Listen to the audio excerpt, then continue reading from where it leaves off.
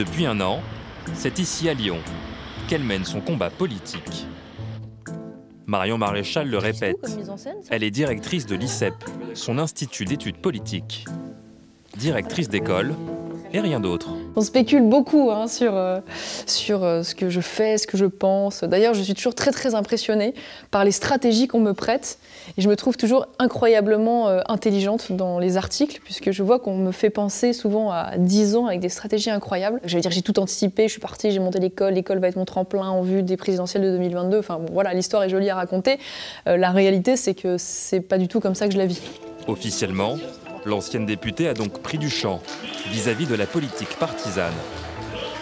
L'égérie de l'Union des droites veut investir un autre terrain, celui des idées. Comme l'an passé, quand elle a pris la parole lors du CPAC, convention politique des conservateurs américains, près de Washington. Nous devons transmettre nos idées à travers les médias, la culture et l'éducation pour mettre fin à la domination des libéraux et des socialistes. C'est pourquoi j'ai récemment lancé une école de gestion et de sciences politiques. Dans quel but ? Former les leaders de demain. Dans quelques jours, Marion Maréchal renouvellera en quelque sorte l'expérience. Mais à Paris cette fois-ci, dans le cadre d'une convention de la droite, événement monté par des proches de l'ancienne députée. On réalise qu'Emmanuel Macron a un socle extrêmement fort, que finalement, il a à peu près 80% de chances d'être réélu en 2022. Et donc, effectivement, ce qui rassemble les gens qui vont venir à cette convention, c'est cette inquiétude face à une forme de déliquescence de la France et cette inquiétude dans le fait qu'on puisse voir Emmanuel Macron gagner une nouvelle fois en 2022. On crée le terreau favorable. Après, il est clair que certaines personnes qui vont prendre la parole vont provoquer un enthousiasme particulier, vont être particulièrement remarqués. Moi, personnellement, oui, bien sûr, j'espère que ça pourrait faire partie des gens qui seront amenés à combattre Emmanuel Macron demain. Parmi les invités de cette convention, au-delà de Marion Maréchal, l'essayiste Éric Zemmour, mais aussi des personnalités opposées à leurs idées, comme le philosophe Raphaël Enthoven ou le député En Marche, Aurélien Taché.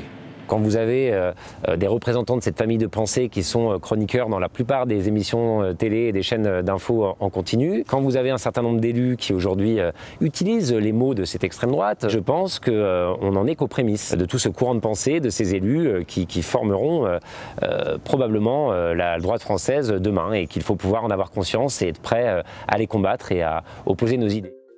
Et d'après un récent sondage, entre Marion Maréchal et Marine Le Pen, la nièce est perçue comme une meilleure candidate en 2022 par une majorité de Français. Meilleure candidate aussi, d'après les sympathisants de droite.